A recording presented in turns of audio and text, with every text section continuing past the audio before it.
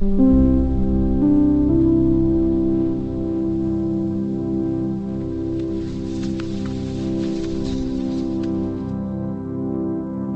අපි ජීවත් වෙන්නේ ගස් කප්පාදු කරන, කොන්ක්‍රීට් වලින් පුරවන, උණුසුම වෙඩිවෙන ලෝකයක.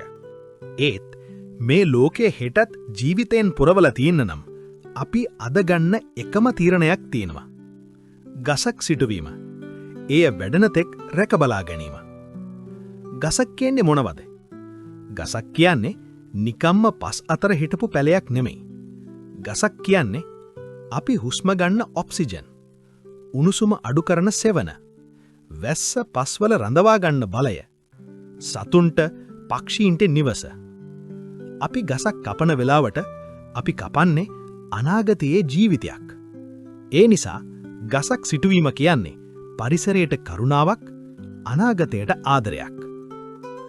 හරි ගස හරි ස්ථානය. ගසක් සිටුවන එක වගේම හරි ගස හරි තැනට සිටුවන එකත් වැදගත්. හොඳ සූර්යාලෝකය ලැබෙන තැනක්.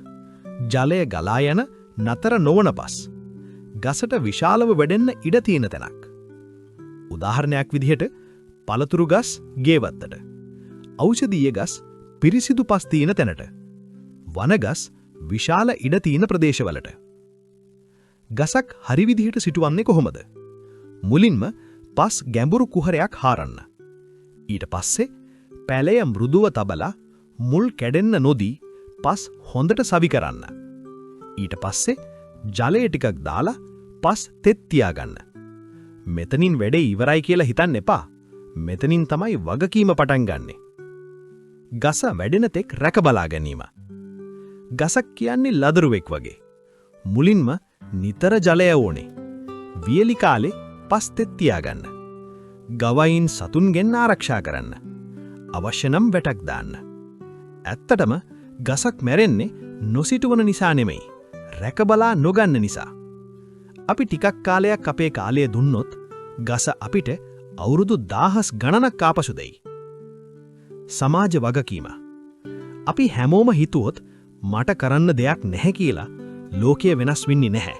ඒත් අපි හැමෝම අවුරුද්දකට ගසක්වත් සිටුවලා රැකබලා දත්තොත් අනාගත පරම්පරාවට පිරිසිදු හුස්මක්, සෙවනක්, හරිත ලෝකයක් අපි ඉතිරි කරලා යන්න පුරුවා. අදම ගසක් සිටුවන්න. එය ඔබේ දරුවෙක් වගේ රැකබලා ගන්න. මොකද ඔයා අද සිටුවන ගස හෙට ලෝකයක් සුරකින්න පුරුවා. පරිසරය සුරකිමු හෙට දවස වෙනුවෙන්. ඔයා මේ වීඩියෝ එක බලන්නේ පළවෙනි පාරට නම් පහළ subscribe button එක ඔබලා bell icon එකත් all දාලා තියාගන්න. එතකොට මේ වගේ වටිනා වීඩියෝ දිගටම බලන්න පුළුවන්. එහෙනම් ගිහින් එන්නම් ආයෙත් මේ වගේ වීඩියෝ එකක් අරන් එනකන්. පරිස්සමෙන් ඉන්න.